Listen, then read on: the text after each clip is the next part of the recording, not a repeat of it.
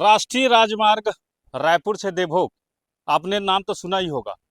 लगातार लोगों के दुर्घटना होने के बावजूद, बड़ी वाहनों की दुर्घटना होने के बावजूद यहाँ पर किसी प्रकार की मरम्मत या फिर साइड शोल्डर का काम नहीं किया जा रहा है। उसी स्थिति को आज हम दिखाने के लिए पहुंचे हैं। तो नमस्कार दोस्तों, मैं हूं राधे पटेल। आप देख रहे हैं न्यूज वेब छत्तीसगढ़ी चैनल।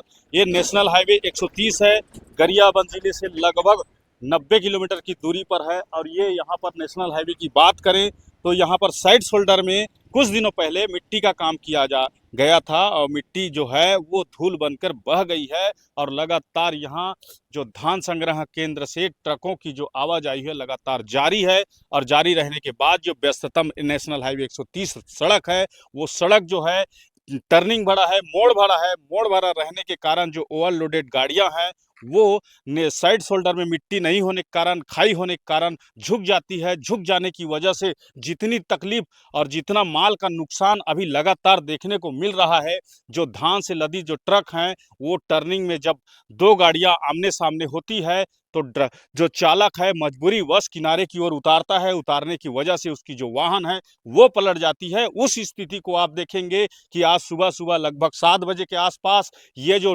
धान से लदे जो ट्रक है वो दुर्घटनाग्रस्त हुई है। और दुर्घटनाग्रस्त ऐसे हुई है कि यहाँ पर देखिए, ये टर्निंग भरा रास्ता है, उधर दिखा दीजिए किस प्रकार से जो वाहन है वो आते हैं। आने के बाद जब सामने से जो वाहन आती है उसको साइड देना अनिवार्य हो जाता है। अनिवार्य होने के कारण जो साइड शोल्डर में जो खाई की जो जगह बनी है, जहां पर सरकार को या फिर विभाग को मट्टी पाटना चाहिए, वो मट्टी यहाँ नहीं पाटे जाने के कारण ये दुर्घटना हुई है। और ये दुर्घटना को दिखा दूं, जिस प्रकार से ये जो ट्रक है वो धान से लदी ट्रक है, यहाँ पर दुर्घटनाग्रस्त हुई है। और जो विभाग के जो सरकार के बैरिकेड्स है वो भी टूट चुके हैं, क्योंकि ये जो सड़क है वो सिंगल लेन की सड़क है। और सिंगल लेन की सड़क में साइड शोल्डर का काम नहीं होना ये बड़ा दुर्घटना है और बड़ा दुर्भाग्य है इस नेशनल हाईवे 30 पर, जो लगातार आए दिन दुर्घटना होती है। लेकिन विभाग की जो आंख है वो बंद है, वो बंदिश है, वो आज तक नहीं खुली है। और जिस तरह से देख सकते हैं, जो 14 चक्का ट्रक है ये साइड देने की वजह से यहाँ पर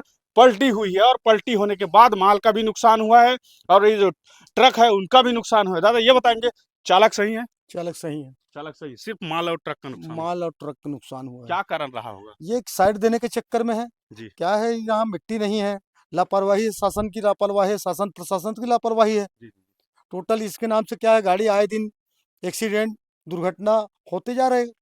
ये रात को 6 बजे गेट बंद कर देते हैं, 6 बजे फॉरेस्ट वाले गेट बंद कर देते हैं, सुबह 6 बजे छोड़ रहे हैं गाड़ी।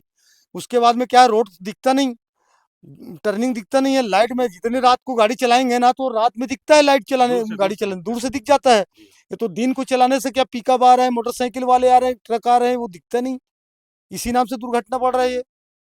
तो ये कारण है, एक तो चढ़ान, दूसरी ओर लोडेड गाड़ियां और टर्निंग भरा रास्ता। ये तीन कारण बड़ी मजबूरी बना चुकी है इस सड़क पर चलने वाले लोगों को। यदि ये सड़क पर अगर साइड शोल्डर का काम करा दिया जाता तो इतनी बड़ी बड़ी जो दुर्घटनाएं हैं वो रुक जाती।